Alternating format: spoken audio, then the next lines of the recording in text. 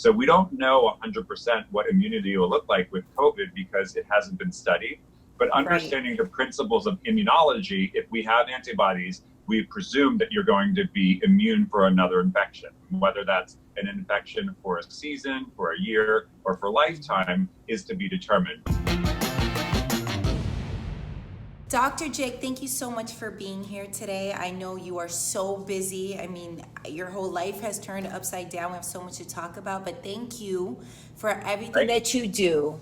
Thank you. I'm actually hiding out in an x-ray room in one of my offices just so I can speak to you because we're really a bit crazy. We're running full-time operations, testing people for COVID, doing antibody testing, just like secondary lines, I call it. We're not the hospitals. We're not the critical care centers. We're seeing people that are doing pretty well, sick, and are hopefully avoiding the hospital. So we are very busy. I believe it. So just a little background on you. You are the co-founder and clinical director of Cure Urgent Care Centers in New York City. ER doctor. I'm board certified in emergency medicine. I did that for 15 years before starting this practice. And we are basically a walk-in practice that we take care of all sorts of injuries, whether it's a broken bone, a laceration, a UTI. And in the wakes of the pandemic, we kind of pivoted and we've been seeing majority of COVID-related problems. What does a typical day look like for you? There's really no typical day at this point because things are changing so quickly. So when we first started seeing that there was patients getting sick with COVID, we were able to quickly adapt and get testing in our office. So we really focused on testing, diagnosing, and dealing with the acutely ill patients. So high volumes of patients, seeing patients. Of course, my role as clinical director was also to organize how we're doing what we needed to do, getting PPE, making sure that patients and staff were staying safe and isolated, just being reactive to what it meant to be seeing patients in a COVID epidemic. Now we're pivoting actually to a more exciting, or the next step, and not necessarily more exciting, the next step of antibody testing. So I'm really working on how we can test as many people as possible and what that looks like, what the operation looks like, what the mechanics look like, and getting that information back to the patients. Yeah, we hear about antibody testing. What is that exactly? What does that mean for us who have no idea? Yeah, like talking immunology to, non-medical person is definitely not an easy conversation. Right. But to break it down simply, we're looking for antibodies which are in theory going to confer immunity that's going to protect us from infection or reinfection. So we don't know 100% what immunity will look like with COVID because it hasn't been studied. But understanding the principles of immunology, if we have antibodies, we presume that you're going to be immune for another infection, whether that's an infection for a season, for a year, or for lifetime is to be determined. But we're the first practice in New York City, before hospitals, before large corporations that have bigger patient rosters, to be able to offer antibody testing. So I'm really proud to be on the forefront, to be part of sort of the next step in what it means to understand this illness and hopefully be getting us back to a more sense of normalcy. Right, absolutely. That's amazing.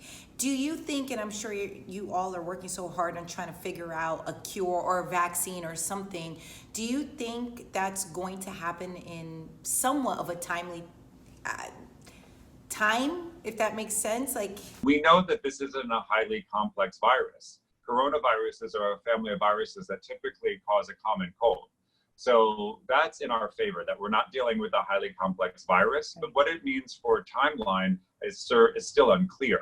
Obviously, there's a tremendous amount of effort going into finding a vaccine and other medications that work, but we don't know whether that's going to be 3 months or a year from now. When will the testing begin? Has it already begun, or is it kind of in motion? We've rolled out in our office. We're on our 5th day. So we started on April 16th.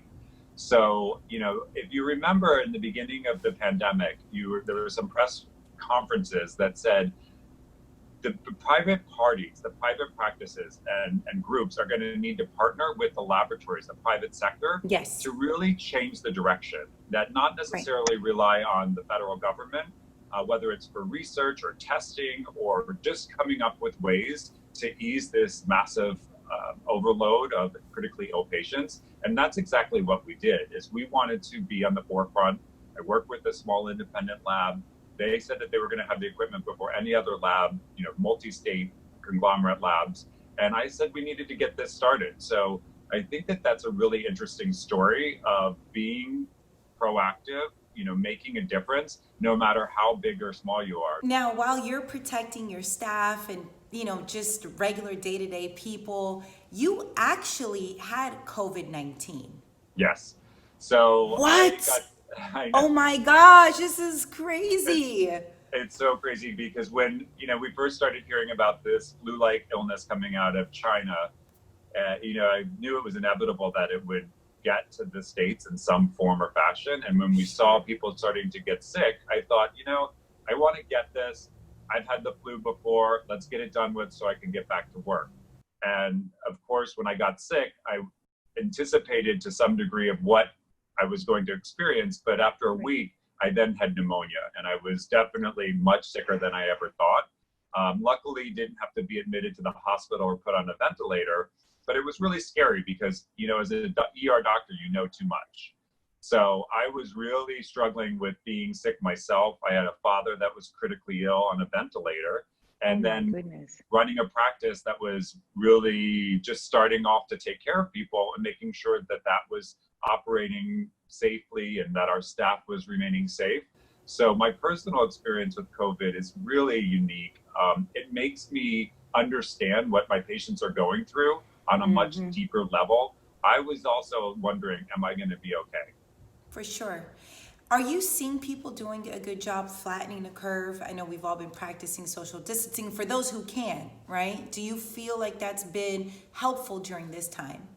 I mean, the numbers speak to that. We're seeing less hospital admissions. We're seeing less ICU admissions. We're seeing less need for ventilators. So, of course, that is making a difference. Great. But we have a long way to go. I mean, if you look at other countries, the way that they're handling identifying people who are in contact is way beyond what we're doing.